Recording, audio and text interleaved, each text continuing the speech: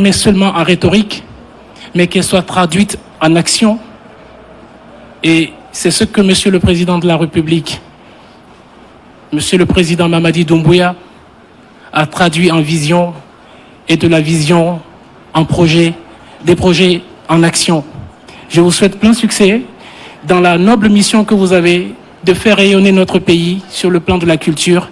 Nous sommes avec vous. Des photos de famille suivies d'un cocktail ont mis fin à cette cérémonie qui marque une nouvelle étape dans la mise en œuvre du programme Simandou 2040.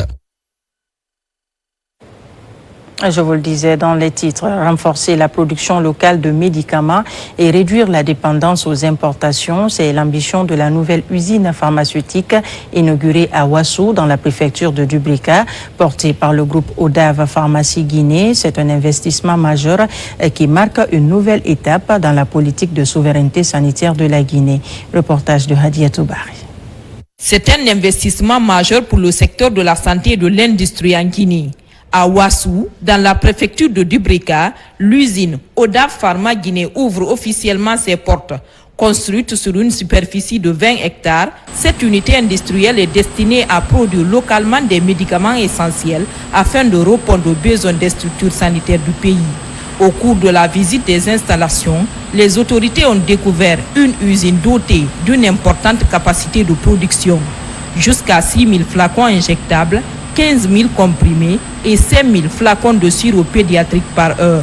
Des produits destinés à prendre en charge les pathologies les plus fréquentes en Guinée. L'unité industrielle que nous inaugurons ce jour n'est pas seulement un bâtiment. C'est un écosystème de production moderne, conçu, équipé selon les normes internationales les plus exigeantes, intégrant des lignes de fabrication et de conditionnement capables de produire les médicaments essentiels destinés à nos populations. L'implantation de cette industrie dans notre région porteuse d'espoir, elle représente non seulement un investissement dans le domaine de la santé, mais également une source importante de création d'emplois, de transfert de compétences, d'innovation technologique et de développement économique et social. Au-delà de son impact sur la disponibilité des médicaments, l'usine prévoit la création de 500 emplois directs et plus de 2000 emplois indirects. Avec cette inauguration, la Guinée compte désormais 3 unités de fabrication pharmaceutique, une avancée importante dans la stratégie nationale de réduction des importations de produits pharmaceutiques et de renforcement de la souveraineté sanitaire. Au-delà de l'acte inaugural, ce moment porte une signification plus profonde. Il traduit le mouvement d'un pays qui choisit de produire davantage, de dépendre moins et de bâtir progressivement les fondations d'une souveraineté sanitaire. Cette inauguration est d'autant plus importante qu'elle intervient dans une séquence remarquable pour notre pays. En l'espace d'un trimestre, la Guinée inaugure sa 3e industrie pharmaceutique. Ce rythme n'est pas ordinaire. Il relève de la dynamique nouvelle portée par la vision de son Excellence, Monsieur le Président de la République, son Excellence, Monsieur Mamadi Doumbouya. Pour le gouvernement, cette infrastructure illustre la volonté de bâtir une industrie pharmaceutique capable de répondre aux besoins du pays tout en soutenant la croissance économique. La Guinée est très heureuse d'accueillir des investisseurs venant de tous les coins du monde pour apporter leur savoir-faire, pour partager des connaissances, faire profiter à notre économie des facteurs de transformation indispensables pour vaincre le sous-développement et plus particulièrement la pauvreté. Au-delà de l'inauguration de Odav Pharmacie, c'est la concrétisation symbolique d'une démarche politique que le président Doumbouya a lancée dès le 5 septembre 2021. Entre production locale de médicaments, création d'emplois et développement industriel, Odav Pharma Guinée marque une nouvelle étape dans la construction d'une Guinée plus autonome sur le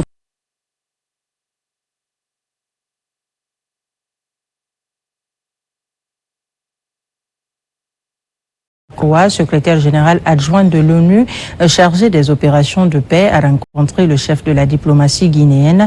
Au menu des échanges, coopération multilatérale, enjeux de paix et rôle de la Guinée au sein de l'Organisation des Nations Unies. Le point avec Makeme Donso. L'émissaire onusien est porteur d'un message de M. Antonio Guterres, secrétaire général des Nations Unies, à son Excellence Général Mamadi Doumbouya, président de la République, chef de l'État. M. Jean-Pierre Lacroix salue les efforts consentis par la Guinée au sein des Nations Unies, notamment dans le cadre des opérations de maintien de la paix. Il a rendu un vibrant hommage aux soldats guinéens pour leur engagement au service de la sécurité internationale. La Guinée a fait beaucoup pour nous, a fait beaucoup pour les Nations Unies en général et le maintien de la paix en particulier. Les peacekeepers guinéens ont payé un prix aussi, un prix pour certains de leur vie. Et je voudrais leur rendre hommage aussi, rendre hommage à leur sacrifice. Et puis, bien sûr, l'autre objet de cette visite, c'est voir ce qu'on peut continuer à faire ensemble, comment poursuivre notre coopération et la développer. Au nom du chef de l'État, son Excellence Dr Morisanda Kouyaté a souhaité la bienvenue à son hôte tout en saluant l'excellence des relations de coopération entre les deux parties. Il est là avec un message du secrétaire général des Nations Unies qu'il va transmettre au chef de l'État, au président de la République. Et comme il l'a dit tout à l'heure, la Guinée et les Nations Unies, c'est une longue histoire, mais une bonne histoire aussi. La place de la Guinée depuis notre adhésion à cette organisation multilatérale. Nous avons eu des contributions de part et d'autre, l'un pour l'autre. Donc, une fois de plus, au nom du chef de l'État, je lui souhaite la bienvenue en Guinée. Depuis quelques jours, un véritable ballet diplomatique s'est mis en place avec les arrivées des ministres des Affaires étrangères du Sénégal et de la Mauritanie, ensuite de l'homme d'affaires nigérian Aliko Dangote, et maintenant le secrétaire général adjoint des Nations Unies chargé de la paix. Des visites de travail qui sont le résultat de la refondation diplomatique en cours.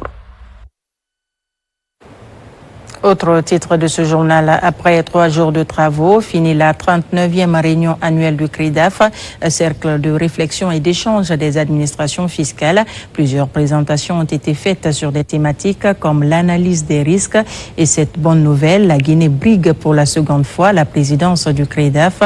Pour finir en apothéose, des activités culturelles ont été organisées afin de détendre les différentes délégations. Mohamed Seyar Souma.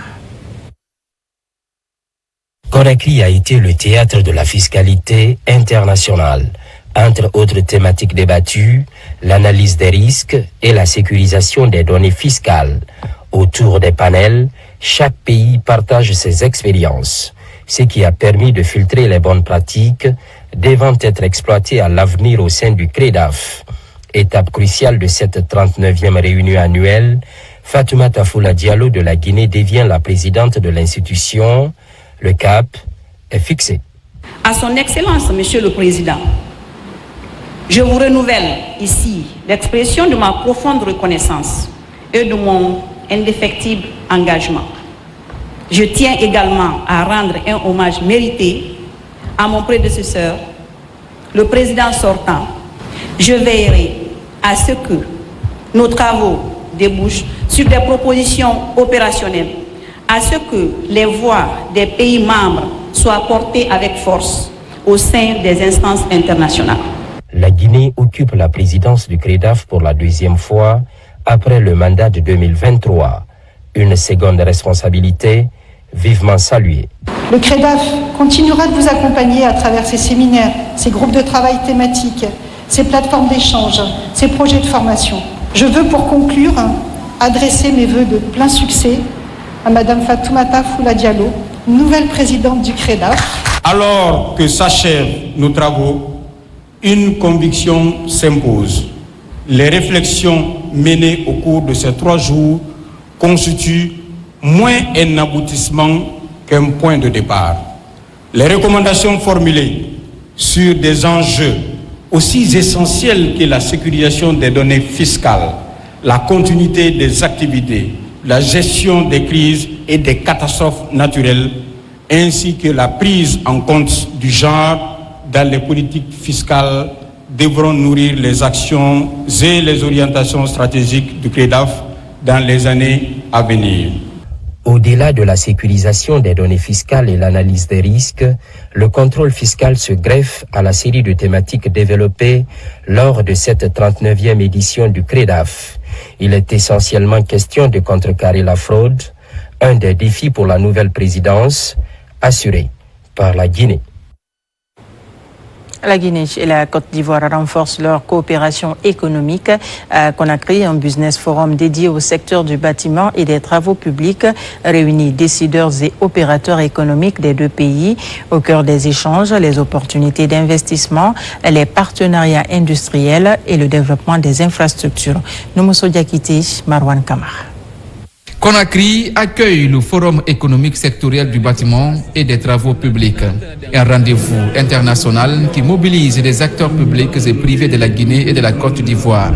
Objectif, échanger sur les possibilités de collaboration et les projets susceptibles de soutenir la croissance économique des deux pays. Le programme est porté par le groupe ivoirien du bâtiment et des travaux publics. Cette mission économique sectorielle est la première qu'organise le groupement ivoirien du bâtiment et des travaux publics, et le choix de sa première destination a été porté sur la Guinée. Les peuples guinéens et ivoiriens partagent depuis de longues années des liens fraternels très forts, ce qui représente des opportunités que nos entreprises devraient saisir. Cette vision dépasse largement le cadre d'un projet minier. Elle porte l'ambition de construire une économie plus diversifiée, plus industrialisée, afin de transformer le maximum de matières premières sur place. Cette initiative intervient dans un contexte marqué par l'ambitieux chantier de refondation engagé par les autorités guinéennes.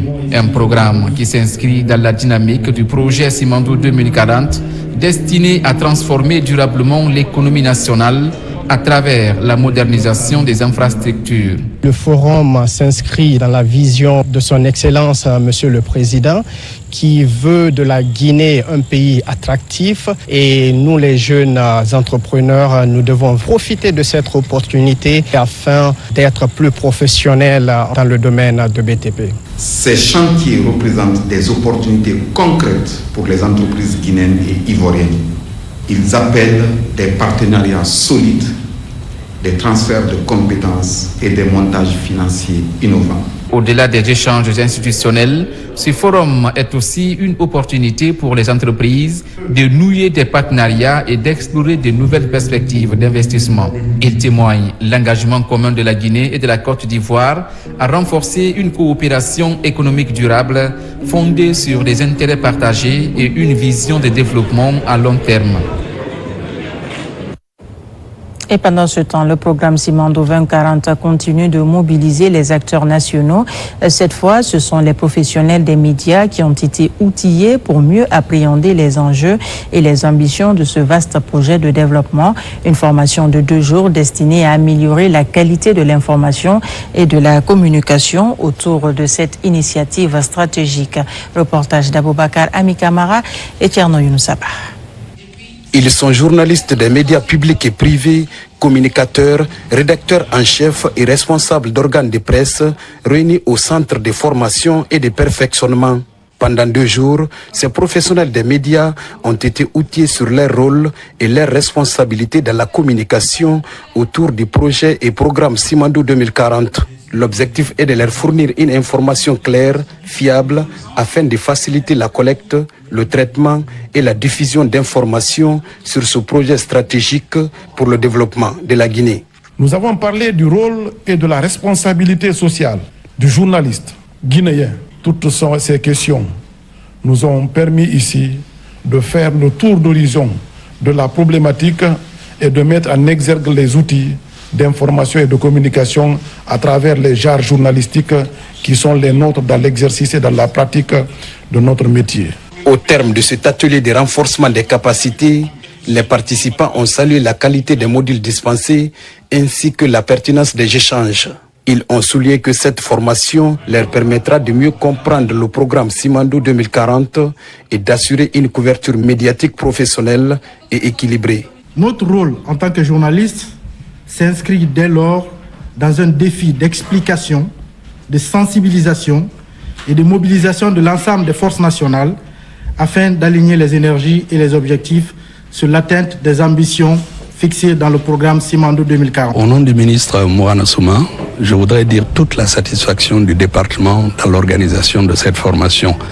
Il s'agissait de faire en sorte que les journalistes guinéens, une vingtaine, soient outillés pour comprendre quelle était la différence entre le programme Simandou 2040, qui est la vision du président de la République Mamadi Doumbouya, et le projet Simandou. Je pense qu'aujourd'hui, devant tout le monde, je peux prendre l'engagement que le ministère de la Communication et de l'économie numérique et de l'innovation prend cet engagement, d'autant plus que le ministre Mourana Souma fait en sorte que la formation soit un cheval de bataille, d'autant plus que nous avons un centre de formation suffisamment outillé, suffisamment rigoureux pour proposer des modules qui peuvent être pertinents pour les Guinéens. Président de la cérémonie de clôture, le secrétaire général du ministère de la Communication, de l'économie numérique et de l'innovation a réaffirmé l'engagement du département à accompagner les professionnels des médias dans leur mission d'information. Il a insisté sur le rôle essentiel de la presse dans la sensibilisation des citoyens et la valorisation du projet Simandou 2040.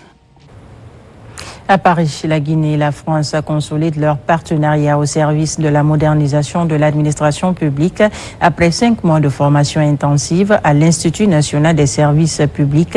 22 cadres guinéens ont achevé avec succès le cycle initié à Guinée. La cérémonie de clôture s'est déroulée en présence des autorités guinéennes et françaises. Les détails avec notre envoyé spécial, Mamadi Tierna Kamisoko. À Paris, c'est l'aboutissement de plus de 5 mois d'apprentissage et de découverte de meilleures pratiques administratives. 22 cadres guinéens achèvent avec succès le cycle initié à Guinée, un programme de formation conduit en partenariat avec l'Institut national du service public français. Cette session a permis aux participants de renforcer leurs compétences dans plusieurs domaines stratégiques de l'action publique. Nous avons découvert, analysé et compris les multiples dimensions de la gouvernance publique, allant de la posture du manager moderne au pilotage des politiques publiques par la donnée, en passant par la gestion des projets de développement, la transformation numérique, l'administration territoriale et la transition écologique. Nous a permis de mieux saisir les défis qui se posent dans les services publics et d'entrevoir des solutions adaptées au contexte national. Je ne peux que me féliciter d'avoir accueilli à l'INSP pendant 5 mois 22 cadres guinéens de haut niveau, aujourd'hui réunis pour marquer l'aboutissement de ce cycle. Je crois que l'on peut dire sans embâge que tous rassemblés aujourd'hui, nous partageons la même ambition, former des cadres publics d'excellence pour améliorer durablement la qualité du service public, dans la continuité de la réforme de la formation, de la haute, de la fonction publique tout court. Ces bénéficiaires sont les lauréats de 600 cadres intermédiaires du projet d'appui au perfectionnement de l'administration publique PAPAP et du G60 financé par l'Agence française de développement à travers Expertise France.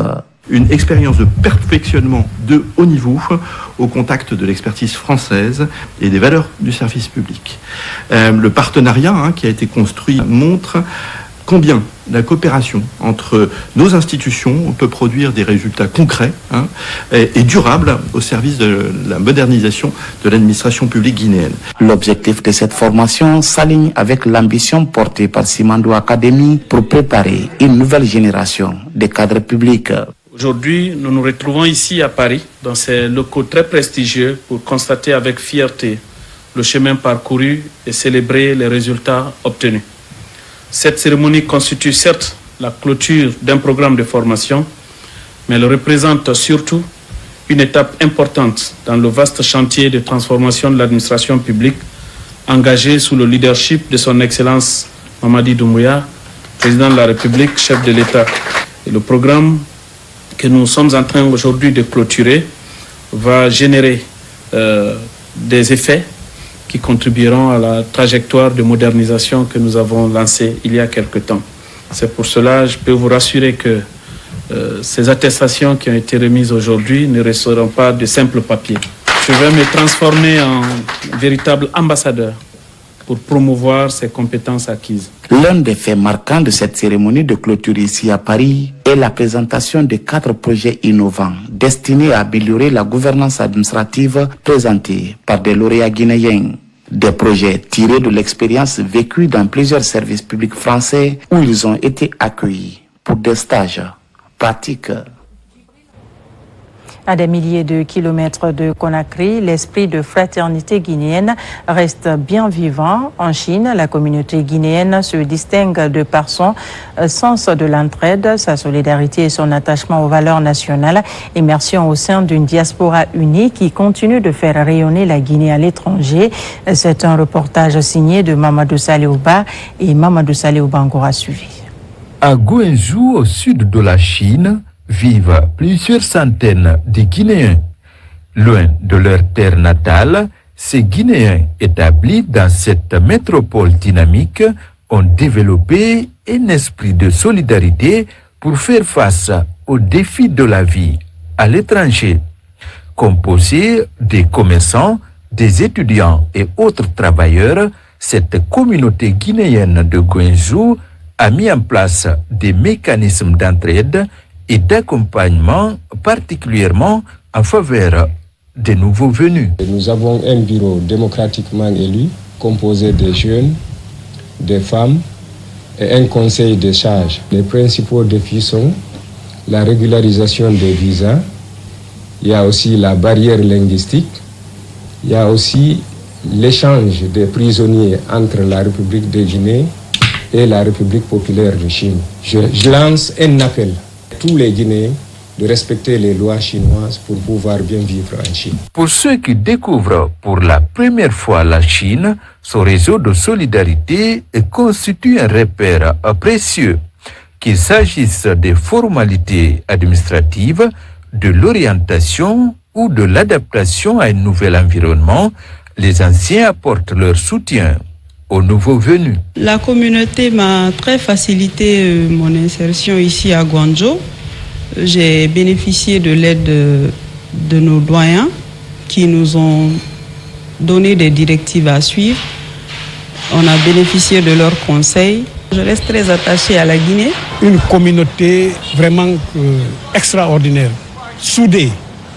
Parce qu'ici, je peux vous dire que depuis que je suis arrivé ici, il n'y a jamais eu de querelle entre les communautés, parce qu'il n'y a pas politique, il n'y a que commercial, familial et social. Quand il y a un décès, tout le monde est là, c'est un seul Guinéen. Depuis 3 mois, quelque chose a changé dans la vie des Guinéens de cette métropole économique. La Guinée a installé sur place un consulat général pour mieux rapprocher ses ressortissants des services consulaires et faciliter les démarches administratives. Par vocation principale, le consulat est là pour les préoccupations de sa communauté, de sa base. Le président a donné le ton, lors d'ouvrir le consulat, c'est pour eux. C'est pour au moins les servir et les donner tout ce qui est possible en termes de documents administratifs. Loin de la mère patrie, ces Guinéens installés à Guangzhou constituent un bel exemple d'intégration et de vie en société.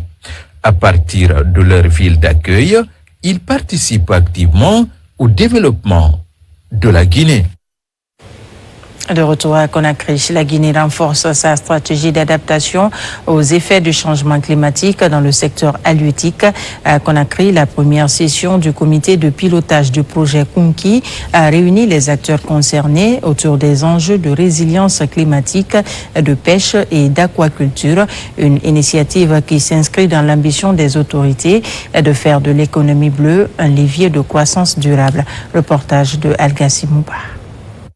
C'est une étape décisive dans la gouvernance du projet Kunki. Autour de la même table, les représentants des départements ministériels concernés, les partenaires techniques et les acteurs du secteur examinent les mécanismes devant garantir une mise en œuvre efficace de ce programme ambitieux. Cette première session permet également d'examiner les priorités opérationnelles, les mécanismes de coordination interinstitutionnelle ainsi que les résultats attendus dans les différentes zones d'intervention du projet. Il a été question de valider le plan du budget annuel, également de voir dans la planification des activités les manquements et les ajustements qu'on pourrait faire pour que la mise en œuvre du projet soit en lien avec la politique du gouvernement. À travers Conquis, la Guinée affirme son engagement à concilier protection de l'environnement, sécurité alimentaire et création d'opportunités économiques pour les populations vivant de la pêche et de l'aquaculture. Un projet qui traduit la détermination des autorités à bâtir un secteur halieutique plus résilient et plus compétitif. Le projet est venu pour résoudre les principales contraintes du secteur de la pêche. Globalement, tous les aspects sont pris en compte, même l'aspect JAR. Dans un contexte marqué par les effets du changement climatique sur les écosystèmes marins et continentaux, le projet Conquis se positionne comme un levier stratégique pour renforcer la résilience des communautés de pêcheurs, promouvoir une aquaculture durable ou encore préserver les ressources halieutiques du pays. Le projet de renforcement des capacités d'adaptation des communautés face au changement climatique entre dans une nouvelle phase en Guinée forestière.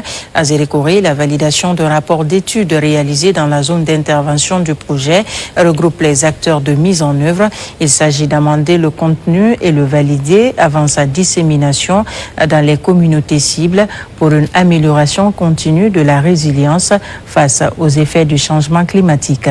Lancé Kamisoko est notre correspondant sur place. C'est le résultat d'une étude menée au sein des localités cibles du projet d'adaptation des communautés face au changement climatique en Guinée forestière.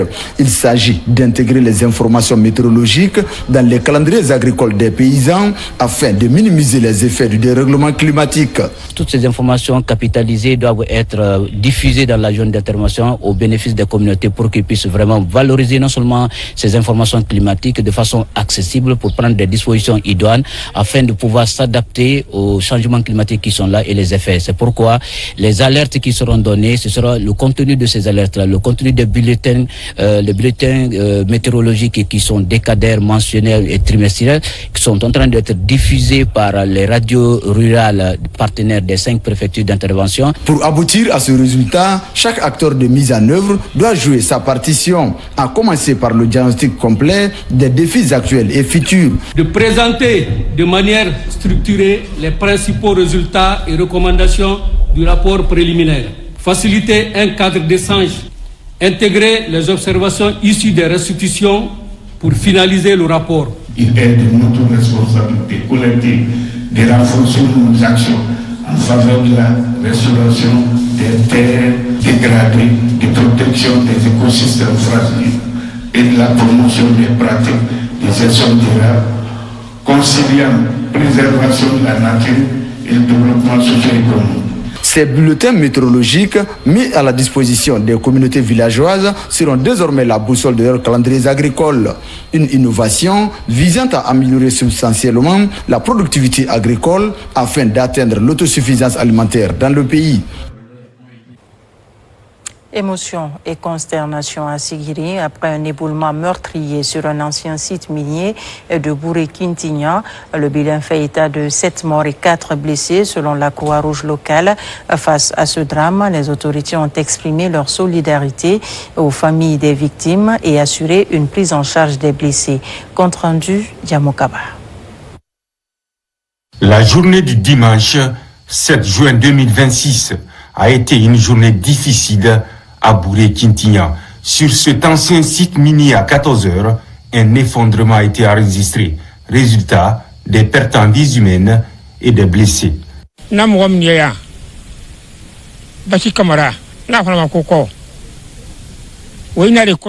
avons appris la nouvelle, mes hommes qui sont ici ont commencé la recherche. Le premier jour, nous avons trouvé 3 personnes. Après, nous avons informé notre chef basé à Sigiri. Lui, à son tour, nous a dit de continuer toujours les recherches. La société Saga nous a donné une machine pour faciliter la recherche. Et le deuxième jour, nous avons retrouvé 4 personnes, ce qui fait 7 corps. Le DPS avait pris toutes les dispositions à travers les structures existantes qui ont été prises en charge. Donc c'est des blessés légers. Et nous présentons vraiment aux familles éplorées nos condoléances les plus attristées au nom de Madame la ministre de la Santé et de l'Hygiène publique, Madame Kaïté Sall. Des jours après l'éboulement, l'émotion est toujours immense. Pour remonter le moral, le gouvernement démontre sa solidarité. Le gouverneur de Kankan porte ici la voix du chef de l'État. Un large élan de solidarité nationale. En guise d'hommage et de compassion, Colonel Ali Badara manifeste la profonde tristesse de Mamadi Doumbouya, président de la République. Pour la présence des autorités à tous les niveaux, c'est pour partager la douleur. C'est une mission qui vient pour adresser la compassion. Les communautés, c'est des frères et sœurs de Kintinya dans la préfecture de Sigiri. Après avoir fait part de l'émotion du gouvernement général et du chef de l'État en particulier, le gouverneur de la région administrative de Kankan a mis l'accent sur le respect des règles de sécurité et les tests qui encadrent l'exploitation minière artisanale afin de protéger les populations. Créer des opportunités économiques en milieu rural et freiner l'exode rural des jeunes, c'est le pari de la coopérative des producteurs agricoles de Séguin dans la commune rurale de Garambé qui se lance dans l'apiculture avec l'appui des ressortissants de la localité. Formation des producteurs, acquisition d'équipements et valorisation des ressources locales sont au cœur de cette initiative. Nabila Moussa Kamara commente les images de Sarafdine Diallo. Pour son lancement, la coopérative des producteurs agricoles de Séguin choisit de miser sur l'apiculture. Grâce à l'appui des services techniques du ministère de l'élevage, les membres bénéficient de formations et d'équipements adaptés. Une initiative qui vise à créer des opportunités économiques locales et à freiner l'exode rural des jeunes dans la localité. On a jugé nécessaire de trouver quelque chose à faire dans notre sous-préfecture. On a plusieurs choses à faire, mais on a commencé pour l'apiculture, l'élevage, on fait tout. Nous prions le président Mamadi Doumbouya et les bonnes volontés de nous venir en aide pour la réussite de cette coopérative lancée, qui a l'agriculture et l'élevage dans son programme pour éviter l'exode rural. La création de cette coopérative dans la sous-préfecture de Garambé est saluée par les autorités locales et les sages de Séguin. De son côté, le directeur préfectoral de l'environnement a réaffirmé son engagement à accompagner cette dynamique de développement durable. Nous sommes engagés de les soutenir en les demandant de multiplier les efforts pour la réussite de cette coopérative qui va beaucoup aider les citoyens de Garambé, surtout les jeunes. Cette jeune coopérative qui a pris cette initiative est la Copa Sega, coopérative des producteurs agricoles de Séguin, de s'orienter dans l'apiculture. Parce que quand tu parles d'apiculture, c'est qu'il faut qu'il y ait les espèces forestières. Au-delà de l'apiculture, cette coopérative entend jouer un rôle moteur dans le développement de la localité. Plusieurs projets structurants figurent déjà dans son plan d'action pour améliorer les conditions de vie des populations. Et puis, le Bureau guinéen du droit d'auteur fait le point sur sa gestion financière. Réunis en session extraordinaire, les membres du conseil d'administration ont passé en revue les opérations de recouvrement et de répartition des droits d'auteur, un exercice de reddition de comptes au cœur de la gouvernance de l'institution. Quelles conclusions retenir de cette session? Éléments de réponse avec Mamadou Djoumaba et Ousmane Ba. Au cours de cette session extraordinaire, la gestion des ressources financières du Bureau guinéen du droit d'auteur est passée au peigne fin. Le processus concerne les recouvrements et la répartition des droits sur toute la chaîne. Un contrôle sur la gestion conformément aux résolutions du conseil d'administration. Conformément aux exigences et aux impératifs du Bureau guinéen de droit d'auteur, quelques points ont été aménagés liés à l'approbation de ce compte financier. Il s'agit donc de la revue sectorielle, si vous voulez, à mi-parcours de la copie privée, de la revue de la perception et de la répartition. Alors la perception, elle est l'ensemble des éléments sur lesquels les droits sont entrés. La copie privée fait partie, mais la copie privée est décantée de ce point parce qu'elle est une manne financière importante aujourd'hui en termes de perception des redevances de droits d'auteur. Elle fera donc l'objet d'examen et l'ensemble des droits seront examinés en termes de recouvrement qu'on appelle perception et aussi en termes de répartition qu'on appelle l'obligation du Bureau guinéen de droit d'auteur à l'égard des ayants droit. Au menu des débats, 5 points spécifiques sur la transparence dans la gestion des droits. Une gestion qui s'avère reluisante aux yeux du conseil d'administration. Nous avons une équipe qui maîtrise parfaitement le mécanisme et nous, je pense que 2027 va nous servir d'aller vendre le modèle guinéen à l'international en commençant par l'Afrique de l'Ouest, nos voisins, pour aller vers d'autres horizons. Ça veut dire aujourd'hui que à partir de l'assistant qui est au BGDA jusqu'à nous qui sommes administrateurs, passant par la direction générale, nous maîtrisons parfaitement les outils qui nous permettent aujourd'hui de rendre nos auteurs heureux. Donc les perspectives sont très bonnes. Les résultats obtenus ouvrent la voie à de nouvelles perspectives permettant d'améliorer davantage la gestion des droits d'auteur au bénéfice des acteurs culturels, créateurs d'œuvres. Dans le secteur de l'éducation, briser les tabous et garantir la dignité des jeunes filles en milieu scolaire, à Conakry, les autorités éducatives ont procédé au lancement d'un projet de lutte contre la précarité menstruelle dans les écoles. Une initiative portée avec l'appui de partenaires sanitaires et appelée à être étendue progressivement à l'ensemble du pays. On en sait plus avec Abdelaziz Baldé.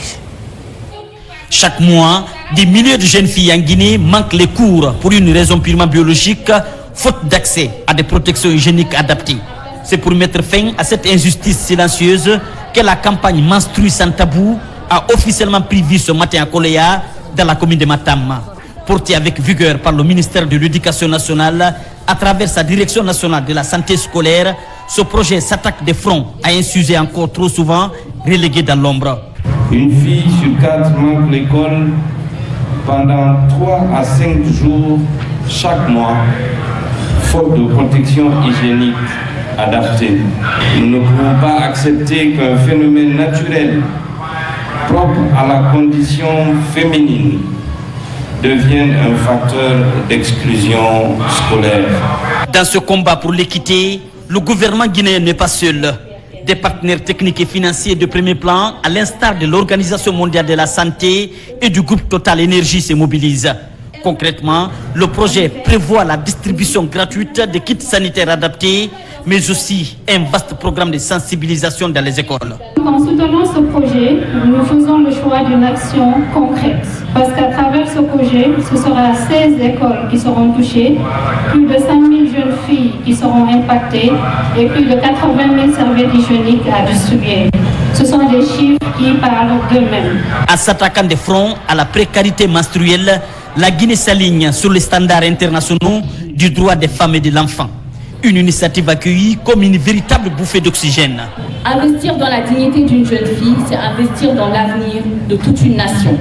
C'est protéger une future enseignante, une future entrepreneur, une future scientifique, une future dirigeante. Je renouvelle ici notre engagement à poursuivre cette dynamique afin qu'aucune fille ne soit laissée de côté. Je pense que l'État déjà est en train de prendre les mesures parce que déjà le ministre était là. Je pense que vraiment c'est une chose qui est vraiment bien. Ça peut aider aux jeunes filles de se sentir suite à leur menstrues.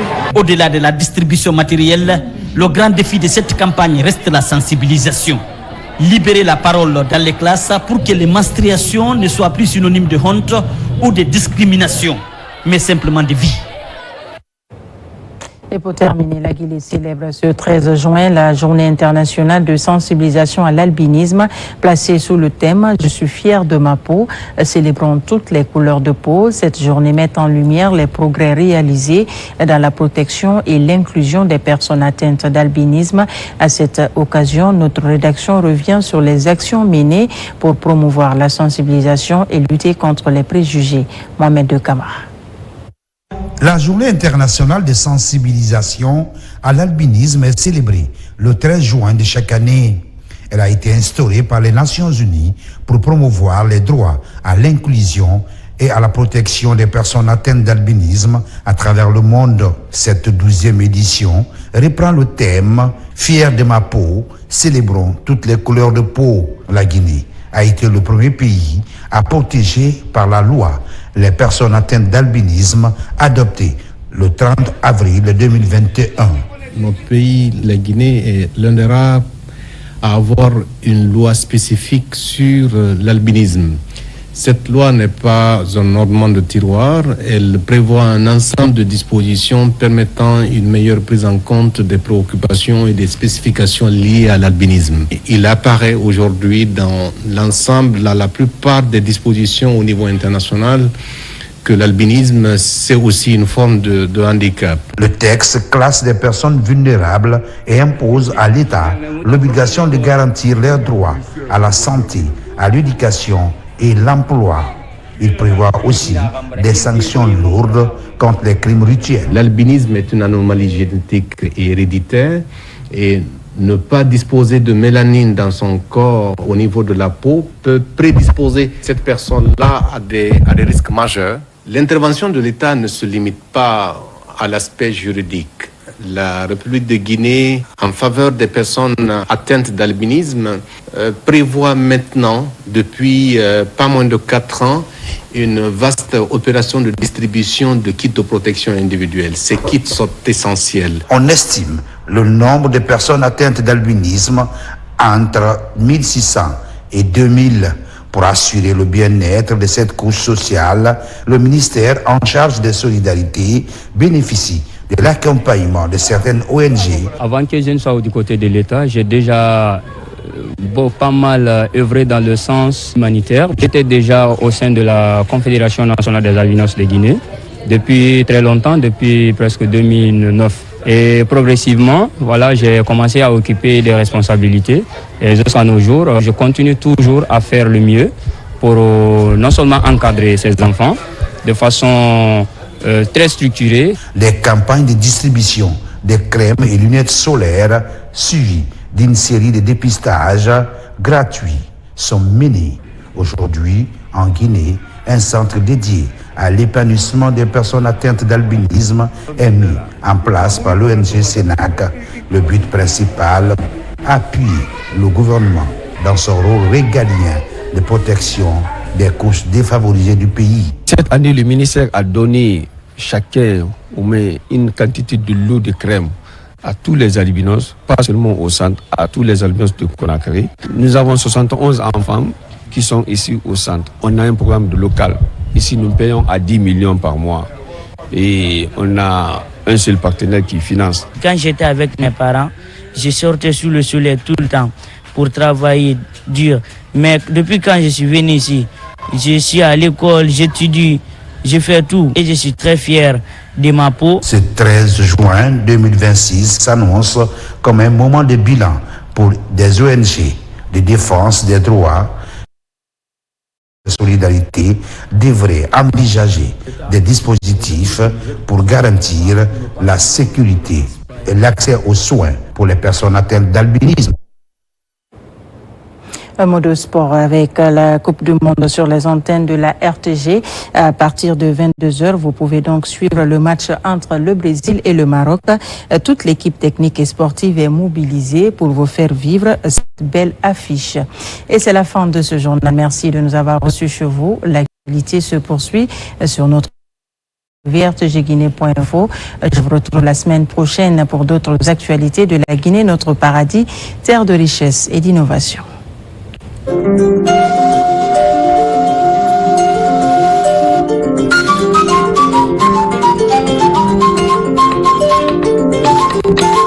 C'est